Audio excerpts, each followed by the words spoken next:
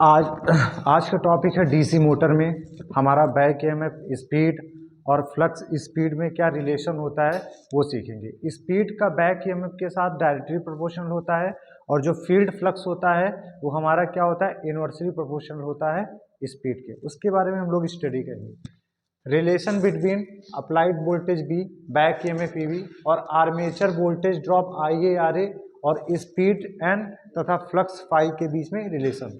हम लोग जानते हैं जो मोटर में सबसे पहले हम लोग क्या देते हैं, मोटर में सबसे पहले इनपुट में हम लोग सप्लाई देते हैं। तो अप्लाइड वोल्टेज बी वह वोल्टेज होता है जो मोटर के टर्मिनल के क्रॉस अप्लाई की जाती है। एक डीसी मोटर के आर्मेचर चालकों में कुछ प्रतिरोध जब भी धारा को कैरी करता है तो वहां एक आर्मेचर वोल्टेज ड्रॉप आईए इंटू आरए होता है, जिसे armature voltage drop IA RA कहते हैं। यह वोल्टेज ड्रॉप आईए व आरए के गुणनफल के बराबर होता है। बैक ईएमएफ ईबी और अप्लाइड वोल्टेज बी के साथ armature voltage drop IA RA में निम्न संबंध होता है।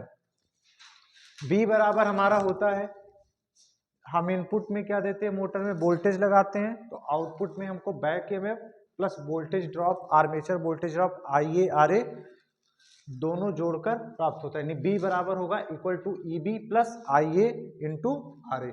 यहाँ से हम आई ए आर ए को इस निकालेंगे तो ये बैक ईएमएफ दिस साइड आ जाएगा इक्वल टू के, तो माइनस हो जाएगा बी माइनस ई बी, और ई बी का मान निकालेंगे तो ये वोल्टेज में से आर्मेचर वोल्टेज ड्रॉप घट जाएगा। तो यहाँ से हमको ये रिलेशन, अगर हम लोग को वोल्टेज ड्रॉप निकालना है तो इससे निकालेंगे, वोल्टेज निकालना है तो ये निकालेंगे, और बैक ईएमएफ निकालना हो तो निम्न सूत्र की सहायता से हम लोग कैलकुलेट कर सकते हैं। हम लोग जानते हैं कि बैक ईएमएफ बराबर होता है मशीन के P phi N Z by 60 into A, जहाँ पी क्या है मशीन में पोलो की संख्या, फाई फील्ड फ्लक्स वेबर में, और एन क्या है इस मशीन की speed in RPM, Z total number of conductor machine में, और 60 कांस्टेंट है, ए क्या है नंबर ऑफ पैरेलल पाथ। जो लैप वाइंडिंग के लिए हमारा क्या होता है, ए बराबर P होता है, और वेव वाइंडिंग के लिए हमारा A number of parallel path A बराबर 2 होता है।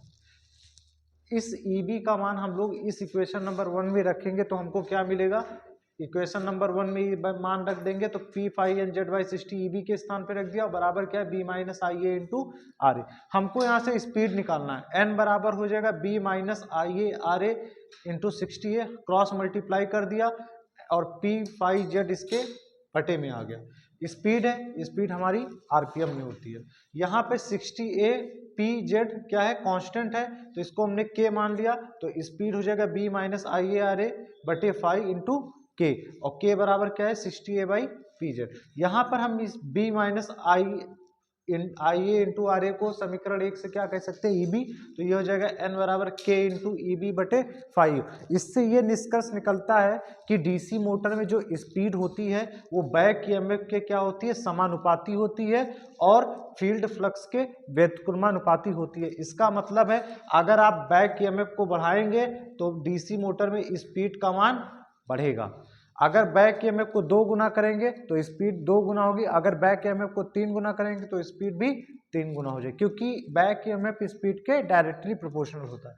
फील्ड फ्लक्स में क्या है, अगर आप फ्लक्स के मान को कम करेंगे तो स्पीड का मान क्या होगा बढ़ेगा, और अगर फ्लक्स के मान को बढ़ाएंगे तो स्पीड क्या होगी कम होगी, क्योंकि फ्लक्स क्या है व्युत्क्रमानुपाती, अगर एक क्वांटिटी बढ़ेगी तो दूसरी कम होगी, और अगर वो दूसरी ये क्वांटिटी को हम लोग बढ़ाएंगे तो दूसरी क्वांटिटी कम होगी।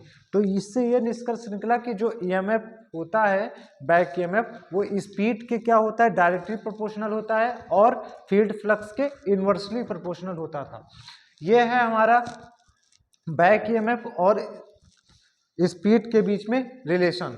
और वोल्टेज ड्रॉप, ये हेडिंग हमारी है relation between applied voltage back EMF armature voltage drop speed और फ्लक्स के बीच में रिलेशन। हमने सीखा कि मशीन में क्या होता है।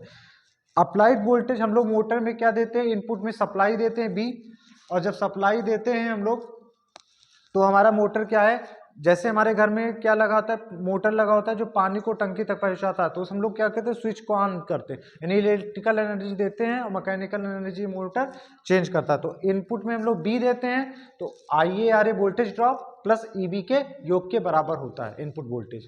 ये है हमारा। और हम लोग जानते हैं कि आर्मेचर में हम लोग स्लॉट होता है, उस स्लॉट में हम लोग क्या रखते हैं, आर्मेचर वाइंडिंग रहते हैं, और आर्मेचर वाइंडिंग का क्या कुछ ना कुछ प्रतिरोध होता है। जब उसमें करंट फ्लो होती है आर्मेचर में, तो वाइंडिंग के प्रतिरोध के कारण उसमें एक वोल्टेज ड्रॉप होता है, जिसे कहते हैं आर्मेचर वोल्टेज ड्रॉप, जिसे IA RA के गुणनफल के बराबर होता है। ये था हमारे applied voltage V, back EMF EB और armature voltage drop IA RA, speed N और फ्लक्स फाई के बीच में संबंध। आगे की वीडियो के लिए चैनल को लाइक करें और सब्सक्राइब शेयर करें। Thank you for this video. अभी निकालना नहीं, ठीक है, बस।